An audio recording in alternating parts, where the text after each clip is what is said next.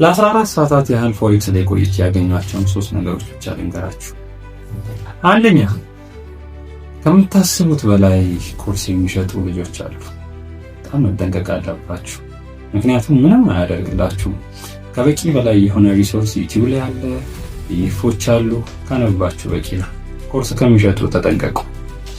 ሁለተኛ ደግሞ የምታስቡት በላይ በጣም ብዙ ስትራቴጂ ነው ያለው። ኒር ኢንፊኒቲ የሆነ ስትራቴጂ። አንዱን ካወቃችሁ ከበቂ በላይ ነው። አንዱ ላይ ማስተር እናደርጋለን ማለት ነው። ሶስተኛ ደግሞ ልዩነት እያመጣ ያለው ሳይኮሎጂ ነው። በዚህ በቆየሁባቸው 14 ሰዓታት ውስጥ ያየሁት ነገር ቢኖር ሳይኮሎጂ። ስለዚህ አንድ ስትራቴጂ ላይ ብቻ እንሰግጣለን። ነገ የፎሬክስ ሮድማፕ እናወጣለን። ፎሎ እያደረጋችሁ ቻሌንጁን ተቀላቀሉ።